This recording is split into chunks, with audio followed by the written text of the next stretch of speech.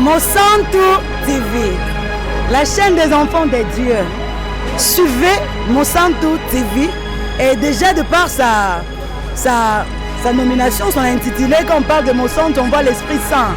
Suivez Monsanto TV et certainement au travers de cette télévision, l'Esprit de Dieu va vous parler, va vous exhorter et vous amener au jour le jour dans la présence du Seigneur. Que Dieu vous bénisse. Suivez Monsanto TV, que Dieu vous bénisse. Tango moni papa na yo na kati ya image ya salité boyina mwana mwasi likola mwana mwasi papa munene bongo. Et ça là que so monter mona papa na muku na likola mwasi bongo benga ta papa ba image ya bongo ebimi ndenge ni. Et ça sonité pour nga muna sali ya motel. Vous comprenez? C'est votre papa. Na lobi oui, mukuna na lobi yango bien, aza modèle, c'est un père. Et na moni j'avais pleuré.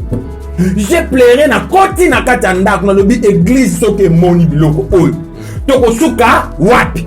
Tozoyoka ba gémissement ya mwana mwasi. Mwana mwasi azoloba na chiluba, azoloba mamouani. Pourquoi babimisi son en chiluba? Deuxièmement, pourquoi na kati ya mutuka wana musique ya baluba ndezobeta? Il y a déjà un message caché. Oyo balingi babimisa. Voilà ce que les Cassériens sont en train de faire. Vous comprenez? Ba oyo bazana simaku wana. Na lobi bien. Mais moi je ne connais pas. Comment vous défendez quelque chose que vous ne connaissez pas encore? Pourquoi vous défendez Mutumba? Pourquoi moi sur la filmaki? Oyebinga na yo soki muto ça déjà moi ça dana image ya un homme de Dieu na ra ya papa na ngabongo. A opese ba chantage belé. Ako senga mituka, ako senga mapang. Oyebi yango malamu. Nga na kutaki yango déjà ba déposer image wana na page na ngai. Je ne sais pas l'auteur. Il y a beaucoup de probabilités. À 90%, c'est à la montage. Il y a une sœur d'Ozoé en direct, Sikoyo. Oui. Je l'appelle depuis mon téléphone. Oui. Pour na makamba pratique Oyo, et ayebi bien. Oui. Pour autoriser na bien en direct? Même pas de problème. Pour na makamba pratique ayebi bien. Monsanto TV, la chaîne des enfants de Dieu. Suivez Monsanto TV et déjà de par sa nomination, son intitulé, quand on parle de Monsanto, on voit l'Esprit Saint. Suivez Monsanto TV et certainement au travers de cette télévision, l'Esprit de Dieu va vous parler, va vous exhorter et vous amener au jour le jour dans la présence du Seigneur. Que Dieu vous bénisse. Suivez Monsanto TV, que Dieu vous bénisse. Bienvenue à tous encore dans cette nouvelle numéro de l'émission Prophetic Time. Alors, aujourd'hui, nous sommes à Kinshasa, précisément en République démocratique du Congo, où nous recevons des diverses personnalités ici dans cette émission Prophetic Time pour parler de tout, sauf de rien, surtout sur l'actualité à la une ici en République démocratique du Congo ainsi que dans le monde. Je dis un grand merci à tous ces gens qui nous suivent de partout dans le monde. Oyo boza kolanda biso bipai nyoso bozwa mikuna na États-Unis, je vois Chris Amici en France, je vois toute la communauté de Monsanto TV, tous ces gens qui nous soutiennent à travers le monde. Nous vous disons un grand merci. Voilà, déjà vous avez constaté dans ce plateau, je suis pas seul, je suis avec un homme de Dieu, je suis avec le prophète Corneille Mukendi qui n'est plus à présenter, à qui nous disons déjà bonjour l'homme de Dieu. Bonjour, chers journalistes. Cédric, comment vous allez? Très bien. La santé, ça va? Oui, moi aussi, ça va. Malgré les confinements, il n'y a plus d'églises. Oui. Donc, les églises sont fermées. Bon, je pense que dans peu de temps, il y aura déjà l'ouverture de toutes les activités ecclésiastiques. Merci beaucoup. Dans l'émission Le Toza bilingue, on va essayer de parler français, lingala, pour nous permettre une meilleure compréhension. En ce moment, l'homme de Dieu aujourd'hui est venu na casquette ya koloba étant que prédicateur et puis étant que prophète au na kati ya République démocratique du Congo. Par rapport ya ba scène koleka na Congo, par rapport ya ba makambu nyonso to komona ezo leka na ba TV na ba internet et comment ça passe makasi. Déjà pour passer, nous allons parler de l'actualité de l'homme de Dieu. Avec Mukuna, nous avons vu des images qui circulent sur internet. Des images qui ont dérangé certains parents, qui ont dérangé certains fils, certains cocos. Ça dérangeait le monde entier en fait. Aujourd'hui, nous recevons le prophète Corneille pour tout ça, la décryptage. Il y a sujet d'actualité, c'est un homme de Dieu aussi, que nous respectons beaucoup, l'homme de Dieu, évêque Mukuna. Voilà. Prophète, d'abord, avant de côté la vie facile, nous voulons faire une différence. Église est zanini, donc la religion est zanini, et puis politique est zanini, selon mon savoir. Donc si Nelingi n'a comprendre bien question na yo, Olingi au mettre en relation l'église et la politique. Non, déjà en relation, l'église est zanini et puis politique est zanini. D'abord, l'église c'est le corps du Christ. L'église c'est le corps du Christ. L'église c'est le pouls de Christ, c'est l'épouse de Christ. Donc l'église c'est une organisation de Dieu pour éclairer l'humanité à travers sa parole, à travers sa volonté, à travers ses principes. Donc c'est ça l'église. L'église ne vit pas ce qui vient des autres, l'église vit ce qui vient de Jésus, simplement. Et la politique? Ok. D'abord la politique, il faut comprendre d'abord le mot politique, parce que la politique fait peur. D'abord, le mot politique, quand on parle de la politique, moi j'ai fait la politique, ça fait peur, Cédric. Mais regardons d'abord, est-ce que le mot politique peut faire peur aux gens? Parce que le mot politique vient d'un mot grec qu'on dit policia. C'est ce qui veut dire ville. Politique comme définition, c'est l'action d'organiser, d'encadrer la vie dans une ville ou dans une cité. Donc, c'est l'action d'organiser, d'encadrer, ou peut-être le fonctionnement d'une ville ou d'une cité. La politique n'est pas si mauvais que ça. D'accord. Merci beaucoup l'homme de Dieu pour la définition. Donc, nous comprenons que la politique, la religion, ils ont vraiment une définition encore très différente. Déjà, non, je ne dis pas ça. Non, par rapport à votre explication. Oui, non. Donc, merci beaucoup. Est-ce que un homme de Dieu, un pasteur, peut faire la politique, ou soit peut entreprendre d'autres histoires à part l'église? Je dirais ceci. Vous m'avez dit que de par ma façon de dire que politique na église ezo ke ne banzela mi balé différent. Moi je vous dis non. Ba téléspectateurs nyonso bozo landangai. Politique en soi. Bato maele ba vandi ba lobby, tozo créer loko ba bengi politique et ça bonne gouvernance. Bonne gouvernance, il y a cité. Vous comprenez? Politique en soi, faire la politique, ce n'est pas être président, ce n'est pas être ministre, ce n'est pas être sénateur. Faire la politique, c'est une bonne gestion même de ta maison, même de ton église. C'est ça la politique. Même de votre cité, c'est ça la politique. Nous vivons tous les jours dans la politique. Si il faut revenir dans la source fiable de ces mots-là, politique. Donc, nous tous, nous sommes politiciens parce que nous vivons de la politique. Mais aujourd'hui, quand on parle de la politique a pris un autre sens. Kimoyibi. Et puis, sens ya muto alinga zwa bokonzi pour amisale la yende alia, yende azwa. Voilà pourquoi le mot politique est commis, momoko batu bazo attribuer yango na mensonge, na bloqué za ya mabe, mais il faut tous à la bateau, tous à intellectuel, tous ébaquer, de prime abord, politique, et c'est loko, ils ont visé une bonne gouvernance, il y a famille, il y a église, il y a organisation, il y a cité, tout, il y a entourage. Merci beaucoup l'homme de Dieu. Donc nous avons compris que lobby, église et marche en la politique selon votre définition. En bref. Merci beaucoup. Maintenant, par rapport à tout ce qui se passe ici, à Congo, l'homme de Dieu pose à l'immense quoi, pasteur, dans la République démocratique du Congo, où il y a grappé na baïtandoïkien, ici quand on se bat Kolanda, biso baïbi prophète Corneille Mukendi. Est-ce que la façon dont le pasteur bokomi kotisa na politique on a kolobela la politique la définition que tout ce que nous sommes en train de faire ils ont la politique mais on a kati. Mais est-ce que un homme de Dieu, un pasteur qui avait pour mission de prêcher la bonne nouvelle de Jésus-Christ aujourd'hui a commis moi qu'on s'est garé dans la mission naïe? Est-ce que un pasteur peut faire un autre travail à part l'église? C'était ça ma question. Donc, pas seulement la politique, Makamba Balé par exemple, Akomalem ko ça la cuisine quelque part, ou soit akomalem ko ça na aviation quelque part. Donc à part l'église, est-ce qu'un pasteur peut exercer une autre fonction? En commençant d'abord, je vous dirais, moi, je suis prophète, mais j'ai étudié. J'ai fait l'ISIPA, je suis un informaticien à l'ISIPA. J'ai fait l'IFASIC, je suis aussi un journaliste, parce que j'ai fait l'IFASIC, vous comprenez? Cela ne veut pas dire que comme vous y êtes un pasteur, vous ne pouvez pas vous en charger dans d'autres choses. Non. Maintenant, j'aimerais vous dire une vérité que le peuple de Dieu doit savoir. Quand Dieu appelle son oint, il lui dit ce qu'il doit faire.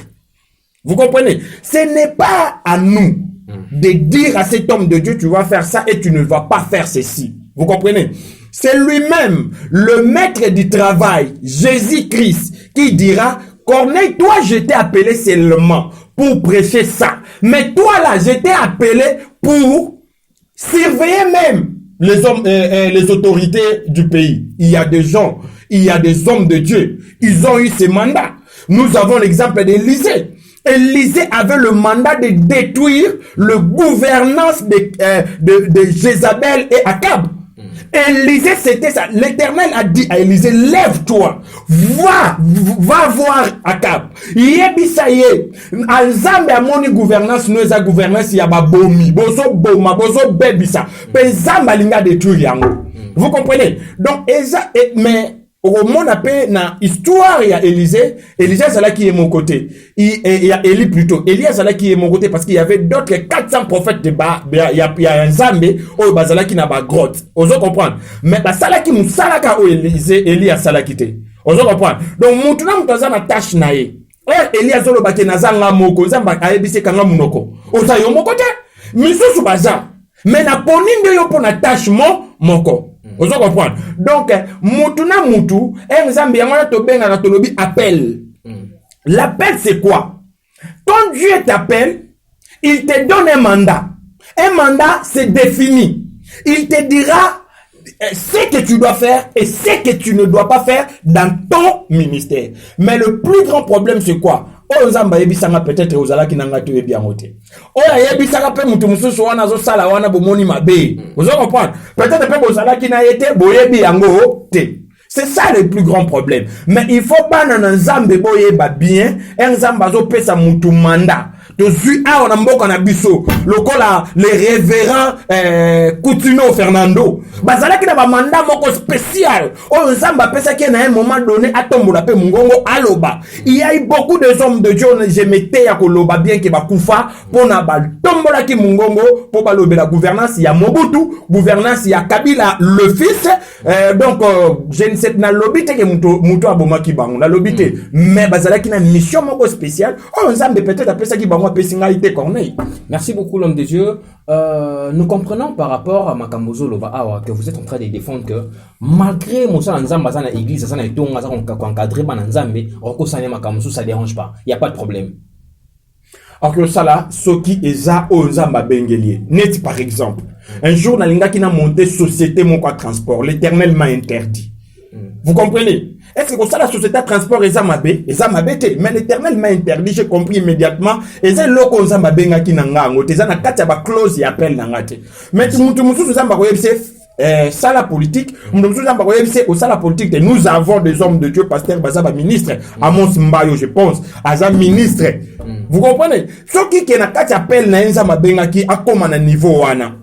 Italien dans Zambenae. Yende ayebi close Nzamba pesa. Daniel c'était un fin politicien, je te dis. En Babylone, Daniel a fait la politique plus que les Babyloniens. Parce qu'on disait même en Daniel, il avait l'esprit de Dieu. Daniel défiait même le roi. Il a défié le roi, le fils du roi Nebuchadnezzar au Azwa qui place. A vu place, il y a papa na bango, a quelque soit les ustensiles, biloko ya temple. Oh bango ba kamaki na Jérusalem. Ba ye a vu ango bani ko melela ngo ba masanga. Daniel a telema ebisaye. Mene tekel passe. Mene tekel passe. Oh le boko ekomaki. A ebisi Nzamba pese bokonsina yo. Nzamba moni eza léger. Zo panza yango. On comprend la dimension du message. On a bimango liboso à roi. lelo kaka tende makambo ya politique et bandi bien aimé. Politique et banda nango kala. Et banda kala. Merci beaucoup l'homme de Dieu. Nous comprenons que vous êtes en train de défendre les serviteurs de Dieu. Merci beaucoup Pasteur Corneille Mukendi. Tresimbelenga tokomi na tangwango. Oyebisaki ngai natunela yo Pasteur o mituna. Ba question popesaki ngai yeuti na France nazotuna yango. Prophète Corneille, tout ça comme on a na TV, tout ça on a na internet, il y a maintenant des images qui passent, qui dérangent l'église dédiée actuellement, bien que l'église est fermée. Okay. Nous avons vu un pasteur du rang de l'évêque Mukuna, Pascal Mukuna, pris en flagrant délit. Bazuye na ba image ya bolumbu na kati ya mutuka. Akosa makambo ya salite ya bapagano. Étant que serviteur de Dieu. Oise ya liboso te. Elekaki ya liboso, elekaki ya mibale, eleki ya troisième, ya quatrième, oye komiso ki énième fois, to monaka ba image moko boye, et pas basa na nzambe sa sous propre te. Prophète Mukendi. Étant que serviteur de Dieu, quand vous avez vu ces images, oyebi pe que non papa Mukuna zali moko ya papa na yo. Oui. Tango moni papa na yo na kati ya ba image ya salite boye na mwana mwasi likola mwana mwasi papa munene bongo. Et ça là que so monte mona papa na Mukuna likola mwasi bongo benga ta papa ba image ya bongo ebimi ndenge ni. Cédric, je vous nalingako makasi na ba question direct aux alakana yango. Vous comprenez? Et tant que homme de Dieu d'abord, na casquette ya basal na nzambe. Na moni parce que na koyebisa yo image oyo ebimi ndenge nini. On a attaqué sentir to bato bazalaka mpe na ba relation ya Mukuna. Bazui ba image wana, ba tie yango na ba page na biso. Vous comprenez? Nga na kutaki yango déjà ba déposer image wana na page na ngai. Banane. Je ne sais pas l'auteur. Pour na kotaki même na compte ya mutu atie eza le quoi compte moko basala ya sika. Vous comprenez ce que je vous dis? J'avais pleuré. J'ai pleuré na koti na katanda na lobi église soke moni biloko oyo. Toko suka wapi. J'ai commencé à pleurer, j'ai demandé à mon Dieu Mzambe pourquoi permettre loko abo ateko kiko salama bien sûr. Mais pour nani nous permettre loko ebima libanda. L'Éternel m'a répondu. Il m'a dit Corneille tais-toi, sois calme. Oyo zo mona wana, ce n'est pas du vrai. C'est ce que mon Dieu m'a dit. Prophète. Vous comprenez? Oyebi ke makambo lo bana koma nzambe. Na lobi tika koko sela nzambe makambo. To lo ba biso na ba téléspectateurs ba internet so balanda biso. So ni lem susi ya papa na bino Mukuna esuka entre biso na ba téléspectateurs. Tika koko tsaka kombo ya nzambe na kati ya makambo papa na biso asali lem susu. To luka moyen mako to recadrer papa asenga ta parole pa nzambe nzamba limbisa ye. Na lobi boy. Ozo tuna mituna na zo yokayo. Tu comprends? Nalingi na loba nini? Eza sonite pour nga muna sali yango te. Vous comprenez? C'est votre papa. Na lobi oui, Mukuna na lobi yango bien, aza modèle, c'est un père pour nous. Vous comprenez? Mais eza nga muna sali yango te. Ozo comprendre? Mais yenda sali. Nga yokate yenda sali par rapport ya image au babimi selibiso. Okay. Na koti na bandi ko bondela po nanga ide nanga na yebaki ke oyo nga na moni, c'était l'évêque Mukuna. Mais quand je commençais à prier, l'Éternel m'a dit, tais-toi, ce n'est pas du vrai. Vous comprenez? Maintenant, mon étant qu'est-ce qu'on forme informaticien, na tangape, na bandi pe repousser ma recherche nangai. Tous wana nous vidéo wana, tout décortiquer. Premièrement, question moko na kotuna. Mukuna ce n'est pas un homme de Dieu à bandi musala na elelo. Pourquoi pendant banda musala na ye ba vidéo ya boye bimakate? Lelo yo ebimi pona nini? Question ya liboso. Il faut yeba ke azana démarche moko peut-être nzambe yebisie azo combattre régime moko ekendaki o pona ye et salaki mabe et détruire mboka et bebisi makambo. Régime, vous comprenez? Régime oyo poso condamné. Non, ngana lobi bien. Ye azui mandat. Mandat oyo azui azo condamner régime moko. Vous comprenez? Nazo lobela ye. Soki oyanga na koya na émission yanga ina lobela oyanga ye. OK.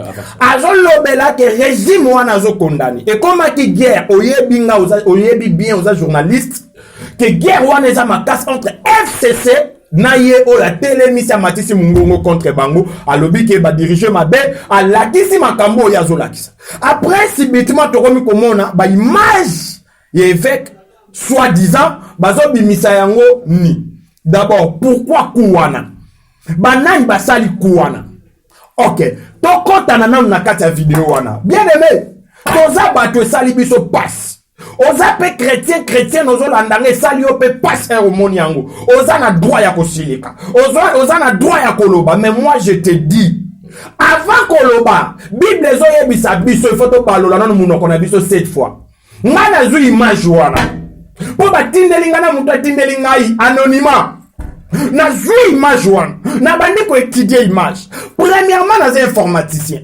naye komona baprise ya video wana naye komona vitesse oyo bazolekisa image eza vitesse moko lokola ezoluke caché baindice moko image eza trop na vitesse mpo ebungisa biso elongi ya moto oyo tozomona.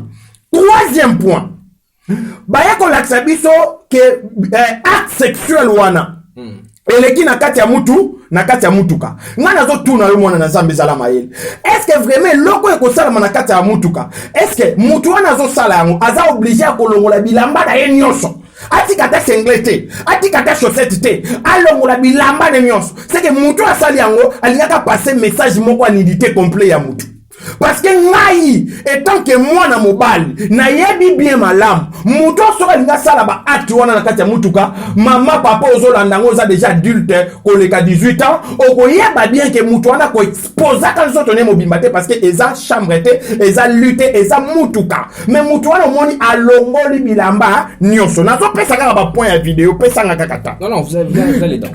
Quatrièmement tozoyoka ba gémissement ya mwana mwasi azoloba na chiluba azoloba mamuani pourquoi babimisi son en chiluba. Deuxièmement pourquoi na kati ya mutuka wana musique ya baluba nde ezobeta. Il y a déjà un message caché oyo balingi babimisa. Voilà ce que les Casseriens sont en train de faire. Vous comprenez ba oyo bazana simaku wana nalobi bien moi je ne connais pas. Comment vous défendez quelque chose que vous ne connaissez pas encore le pied? Comment vous défendez Mutumba? D'abord, vous défendez le pied. Le pied c'est quoi? Je défends d'abord cette vidéo Baché. Après, tu regardes la bendis moussous parce que comme un élément il y a justice. Pasteur. Yo kato kene malade. Ça été dans la problème. Na lobby ça problème té. So que ça problème, moi je m'engage. Na nazo pesa analyse na sali. Batie musique ya balubi. 5e point. Nga na etali na examiner malam. Bonsoir vidéo na bochango na ralenti. Muntu na soza la vidéo wana. Luka lecteur moko o eki ko tia vidéo wana na ralenti ya makasi. Tu vas constater avec moi que la tête est serrée avec le cou. Vous comprenez? Mais quand vous regardez mon père l'évêque Mukuna, Mutuna espace ezalakawa. Et deuxièmement, la tête est ciblée dans une position. Et ça dans la position moro. Ouais, ça va constant n'engage, ça n'engage que moi. Vous comprenez? Moutou est ça va positionner dans mouvement moro. Je vais vous donner un exemple. Moutou n'a pas zabo. Ce qui n'a sali mouvement yabo, il faut na kende pebo. Ce qui n'a sali mouvement yabo, il faut. Mais nazo sala kaka mouvement yabo. Elongé monana. Cela veut dire quoi? Batona bazaki na besoin elongé monana. Après, elongi wana. Moi j'ai fait des recherches, j'ai compris que ces elongi moko va positionner dans zoto o ekozala zoto lokola ya forme ya évêque. Nazo continuer. Wana za ba point n'engage, na lobby ça n'engage que moi. Vous comprenez? Et puis on a ça la mouvement on a tali ba dimension ya mouvement. Maman, botala non malam. Dimension ya mouvement on est ko sala manakati ya mutuka. Non. Et ça biloko moko bien triqué. Na kei lisusu. Na moni balakisi biso makolo mona mwasi wana. Na moni makolo mona mwasi wana na deux couleurs. Moko ezala couleur à teinte noire, moko monsieur ezaki un peu clair. Cela veut dire quoi? Na zui ba image wana na meki ko sala ba recherche. Na yeko comprendre ezalaki des images. Image ya liboso nazo mona ba pixel nango au moins na 800 pixels. Image ya mibale nazo so yango na ba pixel ya 480 pixels. Donc eza déjà des images moko bien montées. Muto ya monté yango. C'est un bon informaticien. C'est un très très bon informaticien. Mais mutu asali eloko wana azalaki na objectif nini?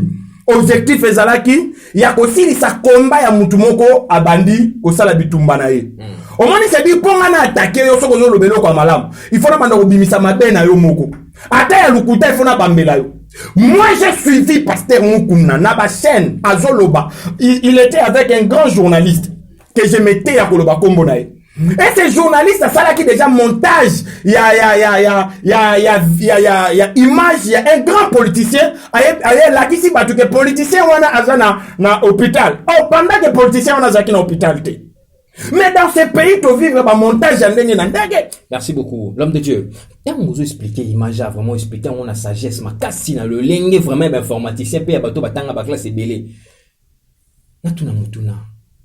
Tant on a défendre nos bimisa ba phrase, nos bimisa ba pixel, ba nini tout ça aux yeux quittant, aux yeux quittant.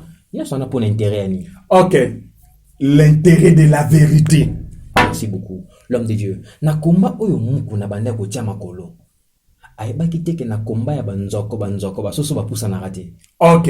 O lobby loko moko très important, c'est ça eloko na ndeko zelao.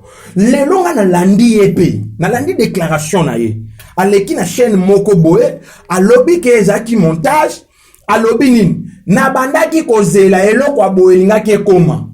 Vous comprenez? Donc yé moko ayebaki ke na komba ya kotisi. Peut-être azoloba. Bako tumbe église, mituka.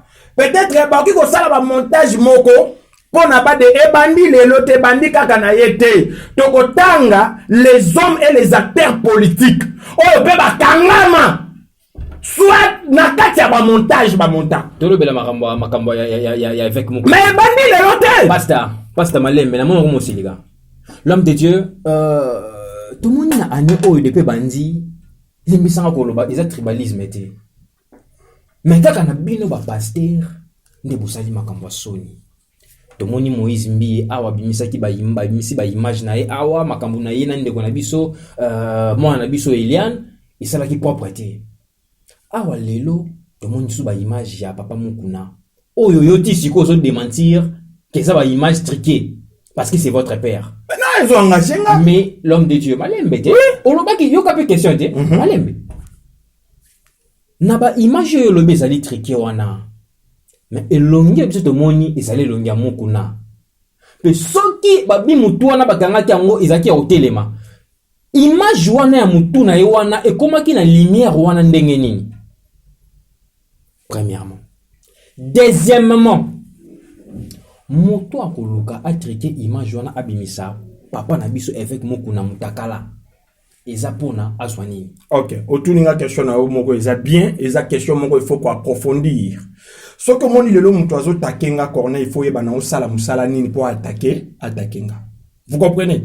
Aujourd'hui, nous savons que Mukuna, c'est un homme de Dieu. Azana ba assemblée et belé ya Seka na ville ya Congo même à l'extérieur ya Congo. Toyebi ke Mukuna za autorité pas à voix na Congo. Soka lobby maloba ne pe ki koyokana. Mais ayeko kota komba moko a commis ko attaquer tout un régime. Vous comprenez? Un régime sortant, penga le longa na zomona qui sont en train de gouverner. A commis ko attaquer pendant le baquet, bosala ki mabe. Vous avez mal gouverné. Zela na pesa le loko moko. Est-ce que yebi ke papa Mukuna ali ki mbonga régime wana? Na koyebi sayo, il y a même notre grand moi na benga ke grand papa Bochabo parce que azaya village nanga yoka natangi ko aleki natangi ko mutu a tweeté yoka kasina so ba vérité a tweeté alobi atikala ko pesa Mukuna mbongo ya orange te ngai natangi ko mutu te ye wana nga natangi lio parce que so engagé parce que oyo wana za papa na ngai natangi ko mbona alobi boyi non c'est comme ko za mutu wana alobi bien aimé boyo ka bien mutu wana alobi atikala ko zwa mbongo te pasteur atikala ko kunta na pena Mukuna te c'est qui c'est notre professeur Bochab alobi atikala ko kunta na Mukuna te après ça so yo yebisanga et si kanini lio na Mukuna bozala ke moni a pesa mbo pasteur style ya biso mosa doza climatiser moko motoka makasi parce que comment agiter mingi. Non, l'homme de Dieu. Pasteur Mukuna avec Mukuna papa na biso a contribué mingi pour la réélection de Joseph Kabila na ba mikolo elekaka na 2011. Obenginga mwana na eti. Vous faites partie de ces enfants. Na biso ke za faux.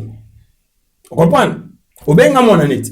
Mais na yebi que faux. Nambongo ba financer. Na yebi que nambongo ba financer ke bien ça c'est mamba kuta. La kisanga esika nini. Bon nga nazo luka kata image wana. Vous comprenez?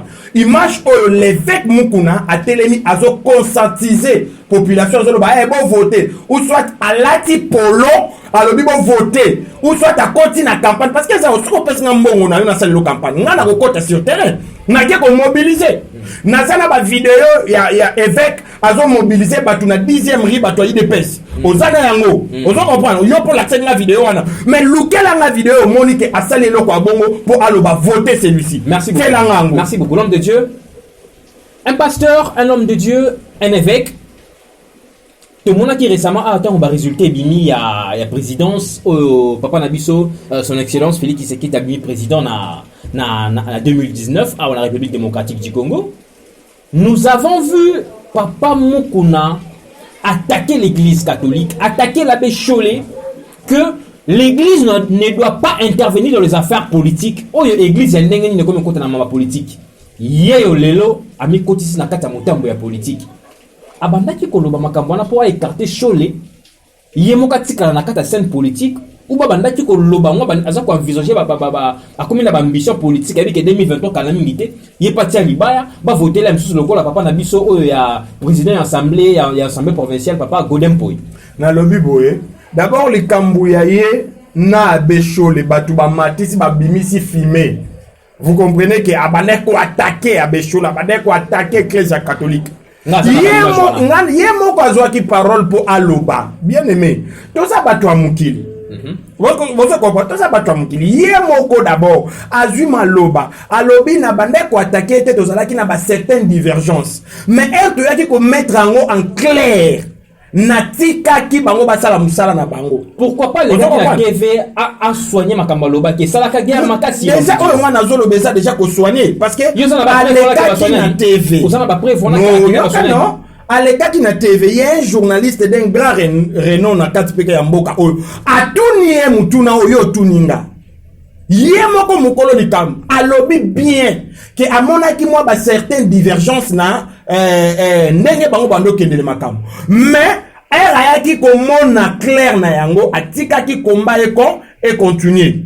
On se comprend. Donc par là ayaki kolobelo komoko nga na sepela ka lobi so que ça ne loko salaki ya mabe akosenga balimbisa ye akosenga mais donc akosenga na sens ya koloba na lingala na français na koloba bien que asengi. On comprend, hein? En français, il a demandé pardon que Batouana Balim Bissaye, mais il a yébike, et zala qui a certaines divergences sur Banek aux hommes, mettre qui yango en clair, qui yango en clair, alinga qui te Batumoko va profiter pour un cas donné. Et ça la met la pour un kamusuzu, et ça la met la pour un bangote. Alinga qui est profité de la peuple congolais, alinga qui est profité totalement. Mais elle a comment que oui, c'est ça le démarche, aux anangai a ogoye ba que il se retira quito totalement. On se comprend. Et lelo, yé moko na munoko na zoloba, azana bango route moko, azana bango chemin moko. Bien aimé, et loko moko nga ngina yebisa partout, et ça clair. Journaliste Cédric, au moins loko ezo tambola ya ba vidéo. À part to lo baké, montage to lo bani, bon to zoa effet wana loko les loko aso ya solo. On se comprend. To zoa ngo loko le loko aso. Pourquoi moi sur la filmaki oyebi ngana yo soki muto za déjà moi ça dana image ya un homme de Dieu na ra ya papa na ngabongo a pese ba chantage belé akosenga mituka akosenga mapang oyebi yango malam mais pourquoi a préféré a kende ko jeter yango mbala moko na net pour na ko gagner le côté. Vous comprenez? Deuxièmement, Zelana Sili Sawana. Nous devons avancer. Non, on a l'idée clôturer ou continuer la question. Deuxièmement, tous voient que Zala qui a solo. Maintenant, la cause qui s'habille dans la Bible parce que je suis un homme de Dieu. Un jour, hier soit au Tambola. Il y a quelqu'un hier pas hier soit Fukami. Alors, maître est bon. Hier soit réprimandé. Jésus lui dit, pourquoi m'appelle-t-il bon? Il y a de bon que Dieu seul. Pourquoi Yeso babengi maître bon? Or, mon bon na grec n'a que la qui s'assène. Ababengi est bon. Aboya lobi, je ne suis pas bon. Ce n'est que Dieu seul qui est bon. Cela veut dire quoi? Tout homme peut tomber. Bina bokanisi ba homme de Dieu. Baza bato, baza fabriqué na l'eau la bakitisi bango sans sentiment. Un homme de Dieu a occupé au Koshite.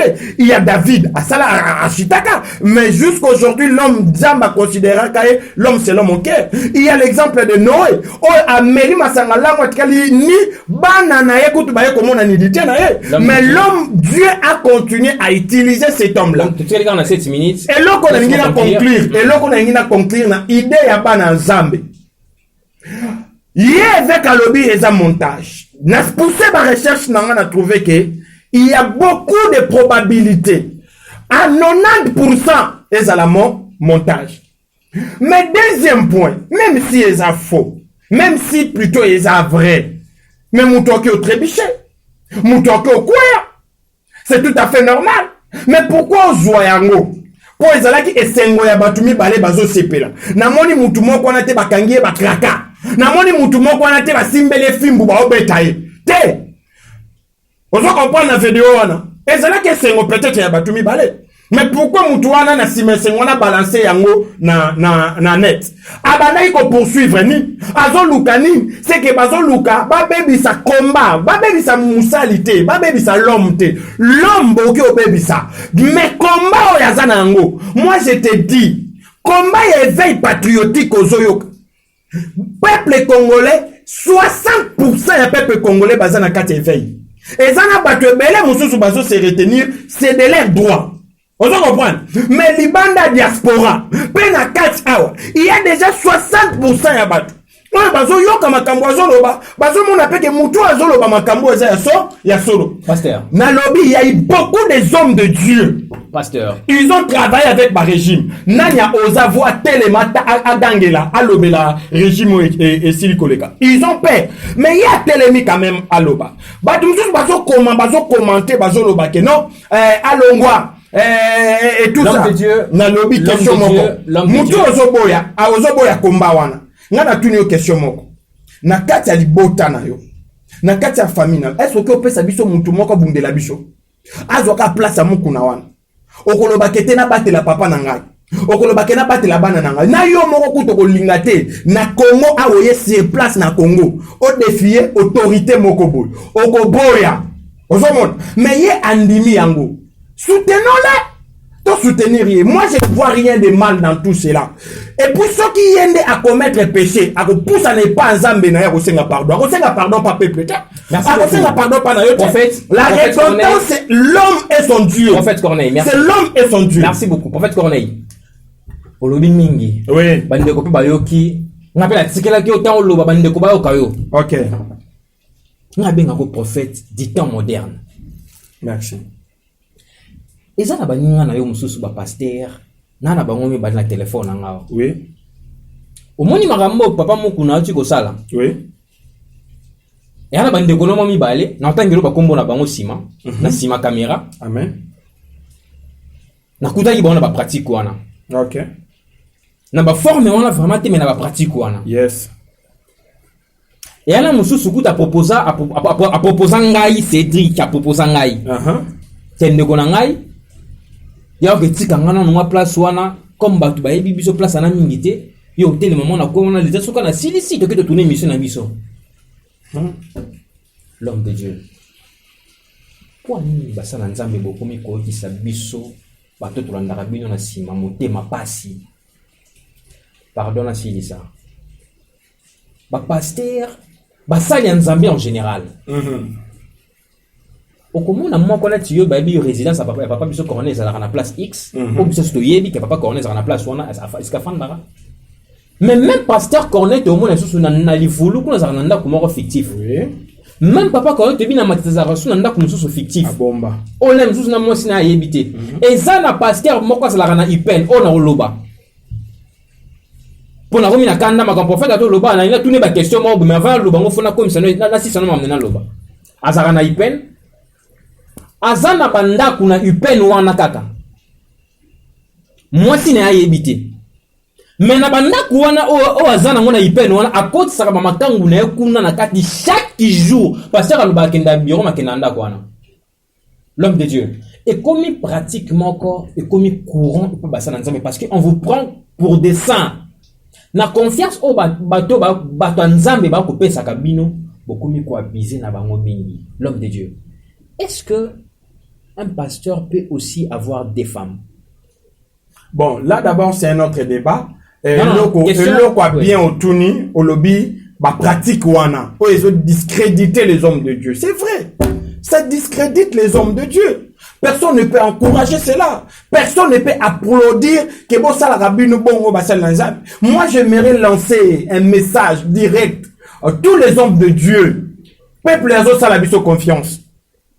Peut-être banana nzambe baso pesa biso confiance. Il faut pas qu'on décevoir bango. Il faut pas qu'on ça la pratique moko. Oye ko jeter au pauvre na kati ya église. Je sais que c'est dit qu'il y a d'autres hommes de Dieu, mais il y a aussi d'autres qui ne le font pas. Voilà, peut-être pasteur Moukouna peut aussi le fait aussi, mais vous le défendez parce que c'est votre père. Non, j'ai dit ceci. Le défendre, c'est seulement Dieu qui défend son oin. Moi, non, qui qu'on défendre, na lobby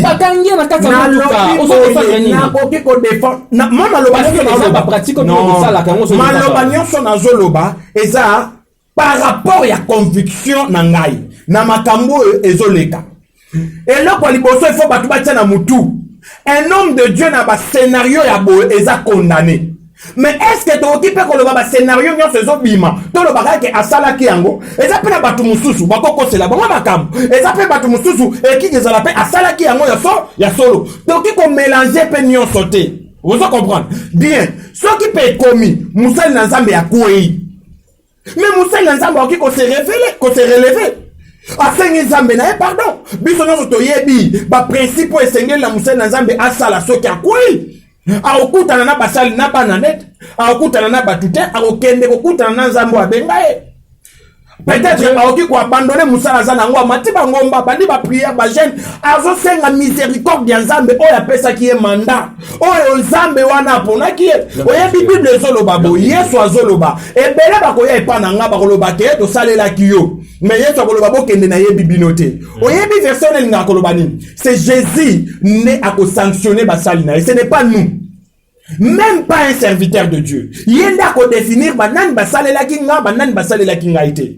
Voilà pourquoi Moutou a eu mandat na Yesu. Ce qui a bébisi, il n'a qu'à aller pas Zambo ya salaki mabe, à sengi pardon, Zamba kozongi c'est qui pouvait croire David a eu moisi abatu. David a bomi soda, o azalaki mobali ya moisi wana. Nani oka kondima, Moutou wana Zambe a continué ko batela e ko benga un homme selon mon cœur. Pasteur, répond à la question ngati. Est-ce qu'un pasteur peut avoir des femmes? Un pasteur, s'il peut avoir des femmes, donc, bibliquement, je condamne cela. Vous condamnez cela? Oui.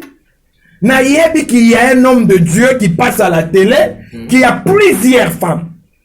Azo promouvoir polygamie. Merci. L'homme de Dieu. Mais moi, je ne soutiens pas dans cela. Votre église, j'ai eu déjà la chance de visiter votre église. Nous avons ça la reportage dans l'église Nayo. Oui.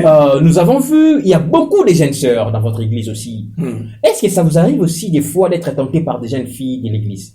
Si Jésus a été tenté par Satan, nous aussi les hommes de Dieu. Voilà pourquoi Paul dit ceci. Priez pour le oint ou les hommes de Dieu. Parce que c'est tous les jours que nous sommes dans des tentations. C'est tous les jours qu'on est en train de nous tenter. Un jour, je me levais de ma maison pour aller au bureau recevoir les gens. L'Éternel m'a dit reste. J'ai demandé à l'Éternel pourquoi. L'Éternel me dit il y a une femme, il y a une fille. Oh, ils ont préparé scénario moko ya mabe pona yo. Ne va pas. Et Nzamba pesingana kombo ya mwana mwasi yango.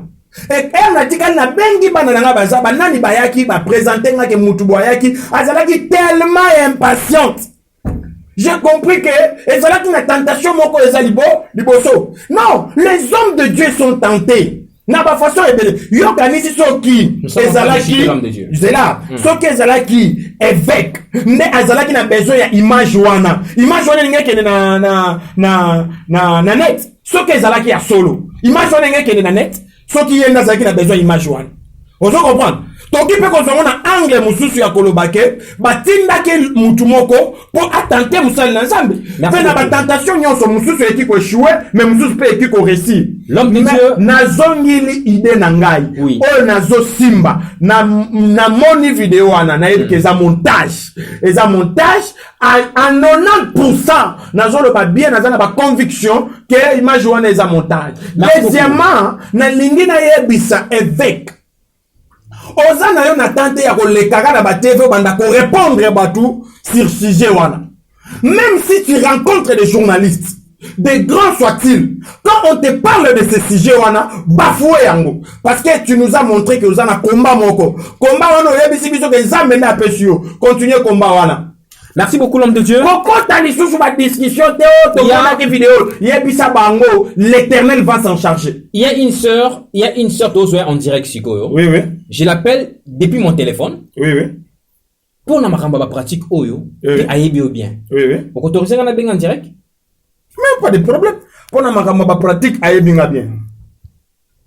Makambo to bato ke na ngoti na suka, ezaki surprise na bombela yi pasteur na sima.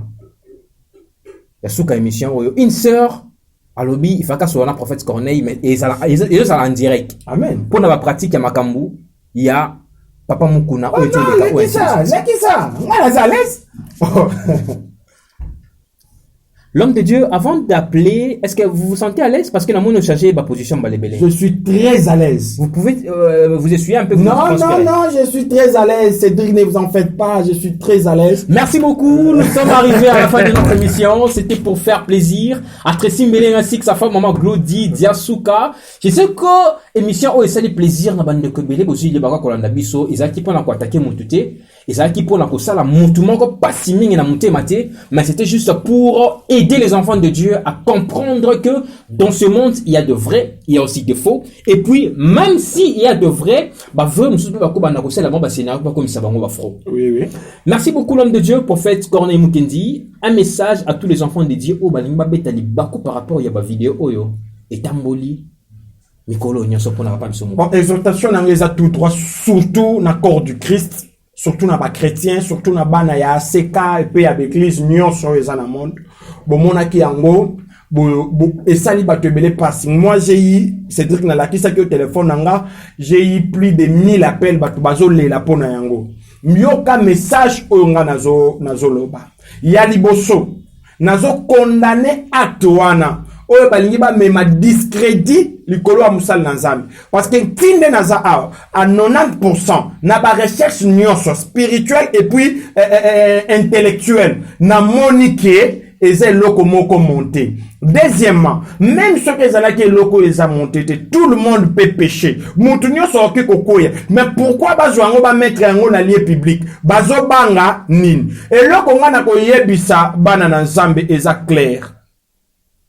Bolongola confiance na binoté na église, bolongola confiance na binoté avec tous les hommes de Dieu au bozo, bozana bango partout au bozali. Okay. Parce que Satan qui ko profiter na atuana abanda ko utiliser binu yo za mwana Nzambe obanda pe ko finga ba pasteur nyonso obanda ko finga pta ko ya binu obandi pe ko loba omoni wana na mona ki yaye c'est que yo posala ka bongo ko discréditer même pasteur oyo za na ye ke ba Satan ki ko zala na sima eloko po amema discrédit likolo ecclesia likolo ba sala na Nzambe. Respecte ton père o aza musala na Nzambe même soka kuei bana ya Noé ba mona ki nidité na ye mais balobi moko amona ki aseki azalaki modi ba mususu ba mona ki bayaki ba tiela mbana ndenga sima ba bombi bo hulumbu biso toza ba chrétien toza bato te tokende ko vilipande batu libanda Yesu ye moko ba yeli ye mwasi andumba batu basimbi mabanga balobi loi eloba ki photo lapide Yesu alobi mutu ya liboso na sala mabete na ye moko avanda ki wana mutu ya liboso na sala mabete azala mutu ya liboso ko bamba nani abambaki mutu abambaki te Yesu ayebisi mwana mwasi kende ko sala yango suste soki yo pe osala kama sumba pesa ko seconde chance. Pourquoi pas un homme de Dieu peut avoir seconde chance? Parce que aza extraterrestre te te. Yango na lingi na yebisa bana na Nzambe.